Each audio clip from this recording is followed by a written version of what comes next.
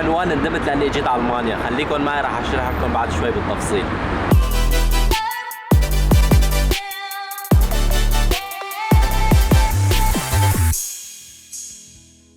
اوكي هلا طلعت من المدرسة رايح على المحطة واركب القطار واروح على البيت. قدامي مشوار 2.5 ساعة اقل شيء.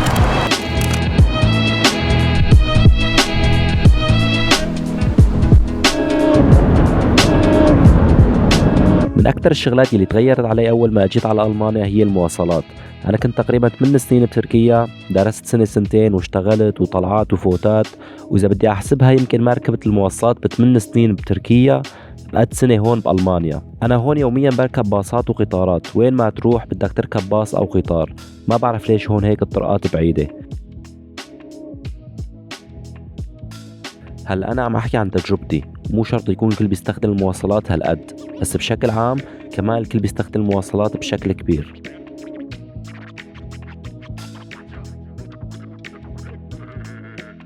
أحلى شي هون بالمواصلات هو شتغاسنبان، هذا القطار اللي بيمشي بنص الشارع، ما في منه بكل منطقة ولكن أسطوري.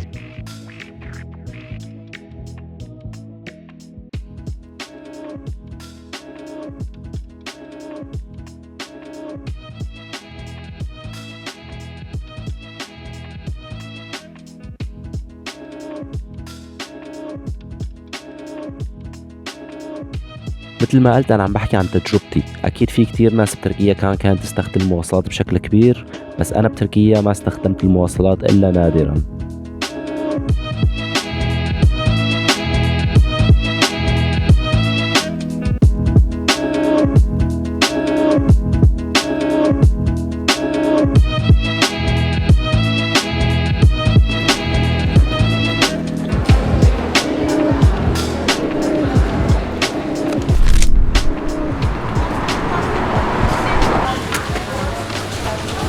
ما بيلزمني كتير يعني، فممكن اخذ 200 من هدول.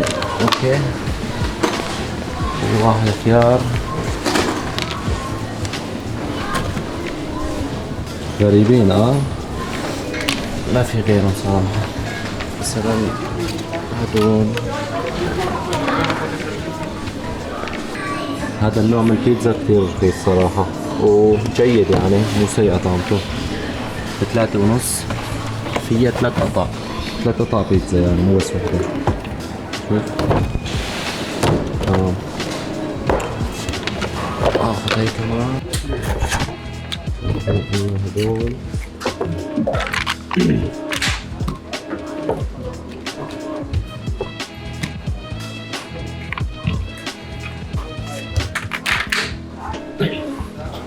الكيس حقه 25 سنت. بنسى اجيب معي كيس، فاغلب الاوقات برجع بشتري الكيس.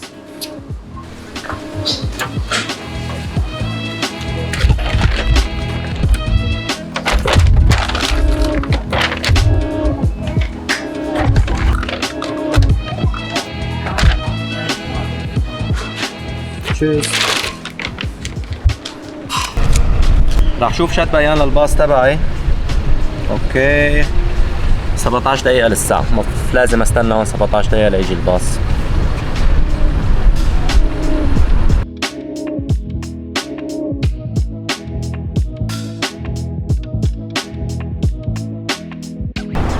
شايفين هالمكان وهالإطلالة الحلوة؟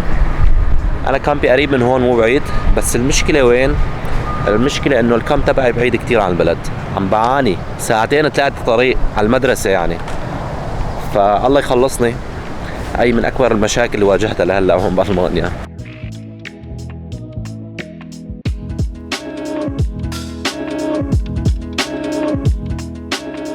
نظام الشغل في ألمانيا بيعتمد على قوانين وتنظيمات بتحمي حقوق العمال وتنظيم ساعات العمل والإجازات والرواتب. على سبيل المثال بألمانيا بيحددوا عدد الساعات العمل القانوني بالأسبوع، وبتختلف هي الساعات على حسب الشغل اللي عم تشتغل فيه. وكمان في إجازات سنوية مدفوعة الأجر، يعني عندك بالسنة مثلا 20 يوم أو أكتر فيك تقضيها عطلة وراتبك محسوب. وكمان في تأمين صحي وراتب التقاعد.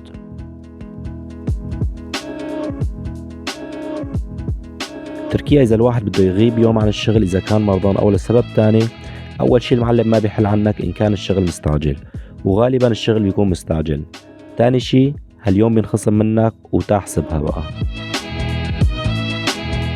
اوكي هلا رح اتصل برفيقي محمد، كان معي بكذا فيديو من قبل، كنا نلعب تحديات.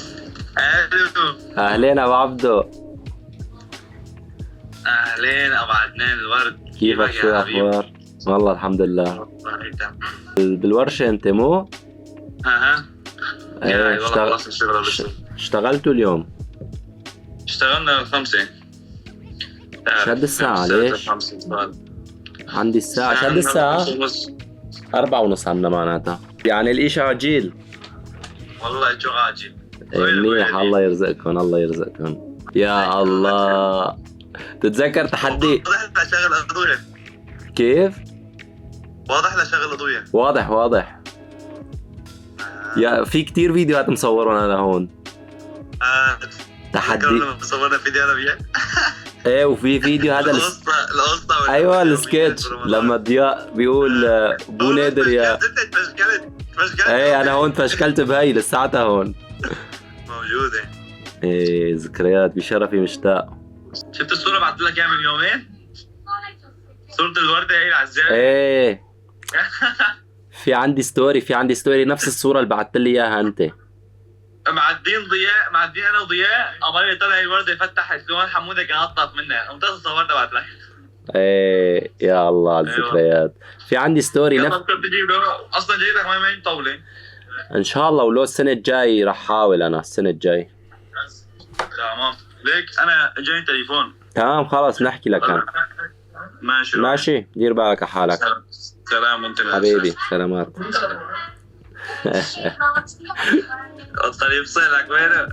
افصل باي. ايوه الشيء الوحيد اللي خلاني اندم اني طلعت من تركيا او انه جيت على المانيا، سبب وحيد هو ما في غيره، وسبب كافي يعني. السبب هو انه بعدت عن اهلي، هذا سبب كافي. بس بأصح العبارة مو ندمان، مو قصة ندم، بقصد انه الشيء السلبي الوحيد اللي صار معي يعني باني طلعت. هون راح انهي هذا الفيديو، واتمنى يكون الفيديو عجبكم. اذا عجبكم الفيديو بهذا النوع من المحتوى اكتبوا لي بالتعليقات لحتى اعرف. كمان اذا عندكم افكار حلوة كمان اكتبوا لي اياهم بالتعليقات، بشوفكم بالفيديو الجاي.